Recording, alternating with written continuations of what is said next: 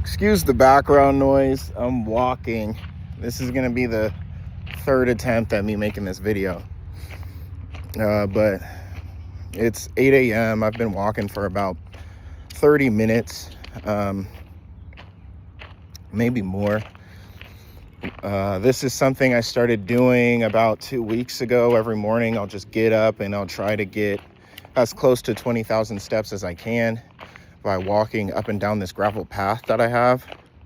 I do it because it's supposed to improve, like, basically just everything, like your whole quality of life, fucking testosterone production, mental fog it gets rid of, circulation, sleep. I've been going through it, like, and this is a pimple, ignore that, that's not a booger, but I've been going through it, like, emotionally, and I've been coming to a head with a lot of just things I've neglected for a long time. And the chickens have, is it the chickens or the turkeys? I don't know, but what they say, the chickens have come home to roost, in my case. So I'm dealing with a lot of shit, but I will say that walking has helped me be able to sleep, and sleep has been the most peaceful part of my current existence. Like, out of the whole day that I get, like, the most peaceful part that I experience is sleep. And my sleep was not that good until I started getting these 20,000 steps in. I need to just constantly remember that, because I don't think I could go back to not walking after this, because my sleep has just been that good. My sleep has been extremely good. So, like, yeah, I mean, granted, I wake up and I'm just like, oh, reality, but while I'm sleeping, holy shit, I'm sleeping good. So, yeah, I mean, that's pretty good. I would say overall that's a dub, that's a W. W's in the chat if you made it this far. W's in the chat. Fucking, yeah. I know in the last video I said a lot more. Yesterday, the topic of my video was, what was it? Lost in regret, right? And that's like that title is a pitiful title, right? It's like, oh, woe is me. But it's true. But at the same time, I want to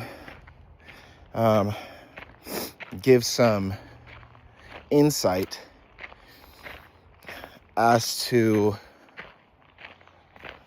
where I messed up the last time I tried to improve myself. So it was just about a year ago. It was a little bit over a year ago. It was last May. And I decided all of May I was going to do 100% sober. This was just like I woke up, after fucking relapsing. And I was like, you know what? I'm going to do this whole month sober. So I did it. I woke up. I told a few family members, maybe. I think I waited a while, though. I waited at least a couple weeks. But at that point, I was going to AA meetings. And I went completely cold turkey. I wasn't smoking nicotine, no weed. I wasn't drinking coffee, no caffeine, nothing. No energy drinks, nothing. Yeah, so, I mean, I went cold turkey and it was great. The first month was great. And then all of a sudden, the second month, it didn't start off horrible, but towards a little bit into the second month, I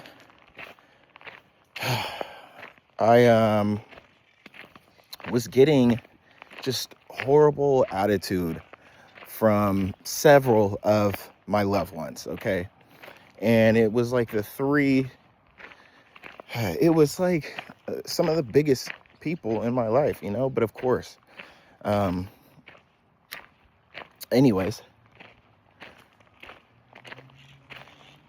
even though I was doing everything I could to change, right? I was doing everything in that moment.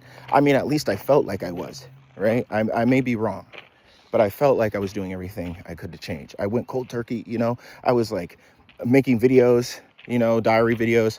I was, I had a checklist of like tasks I needed to do throughout the day, and I was filling them out throughout the day. Um, I was reading books. I don't know if I mentioned I was going to AA meetings, but I was, you know, and I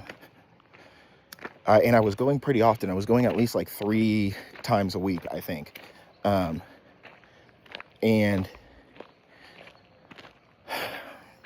even though I was doing all that, and me putting in the work was visible, for some reason, my loved ones couldn't see past all the pain I had caused. And I was getting attitude, and I wasn't getting the recognition I felt I deserved. And that was discouraging for me. Now, even though I'm saying this, and I recognize how I felt, you know, because that's easy. I could recognize how I felt. I'm not saying that these people were doing anything wrong by giving me attitude, because, you know, I was the way I was for a long time, years. And just because I had a good month, a good 2 months, doesn't mean that I changed. And yeah, I wanted help. Yeah, I wanted encouragement. But really, you have to think about the fact that if you've been like this for such a long time, and you've been disappointing people for such a long time, you've been disappointing yourself, you've been worrying people for such a long time, worrying people for such a long time. Things aren't just going to change in 1 month, 2 months. Unfortunately, I wish they could. But then I wouldn't be getting the point of all this, right?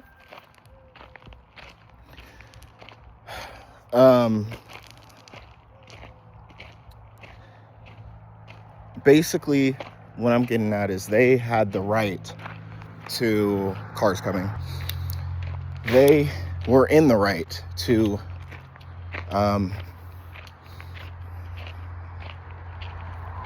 get their emotions out, get their frustration out.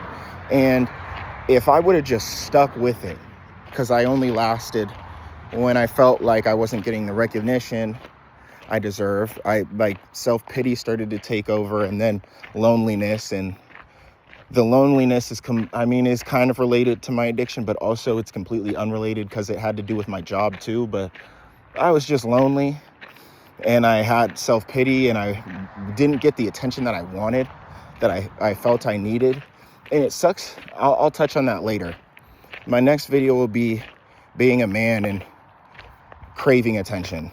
That's going to be something that I talk about. But when I figured out I wasn't getting the attention that I wanted, that I felt like I needed, that I felt like I deserved, it just took a few weeks for me to cave in and relapse, right? And relapse is a part of sobriety. That's what they say in the meetings, right? But at that point, once I gave up that time, I felt like I really gave up. Almost. I was hanging on by the thinnest of threads I've hung on to in years. And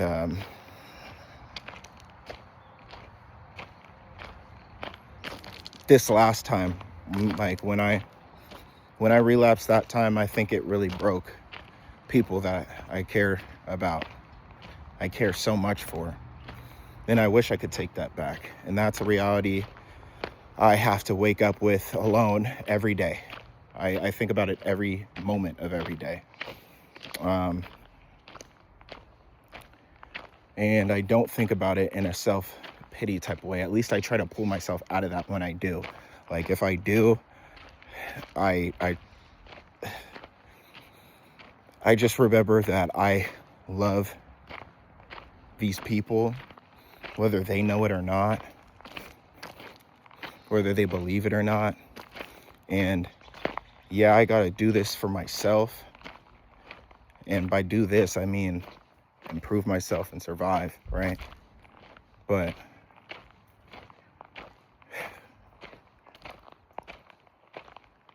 they're in the house yelling right now, slamming doors. But I gotta do this for myself. And when I say do this for myself, I understand it now. I've always wanted to be doing things for other people. When I did my sobriety last time, it was for other people. And always doing things for other people has given me a deep satisfaction, right? But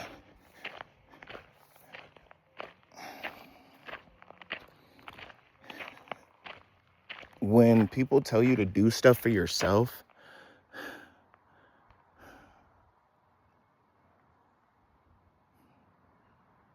I do these things. I'm going to do these things now because I don't ever want to lose somebody like I have again. I don't. It's not worth it. Addiction is not worth it. I've lost a lot of people, and it sucks because they're not gone. They're still here. And I'm happy they're still here. I would not ever wish for them to be gone, you know? But I don't have access to them anymore. That's a big dry pill to swallow, you know? Big ass dry pill to swallow. So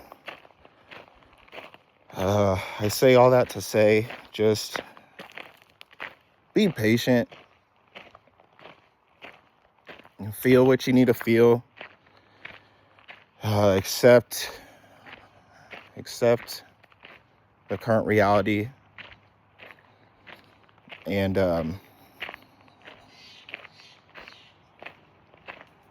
don't give up. Do your best.